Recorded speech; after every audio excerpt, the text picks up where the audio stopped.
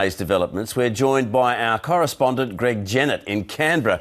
Greg, we know last night's cyber attack came from overseas, so to what extent is the government treating it as a national security incident? Yes, well, this was obviously a malicious and deliberate attack by foreign interests, Ian, and the fact that the government has its top cyber security experts from the Signals Directorate in there essentially calling the shots on this since midday yesterday tells you everything you need to know about the way that it's been approaching this incident.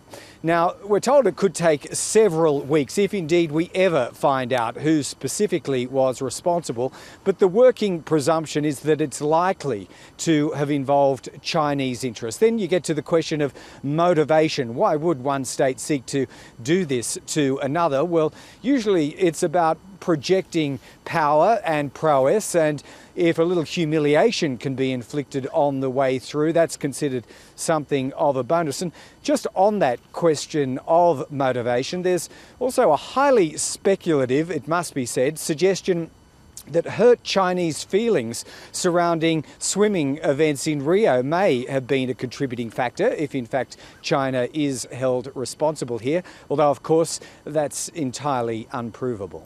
Yeah, be that as it may, Greg, the blame game was in full swing today. Will anyone pay a price for what's happened?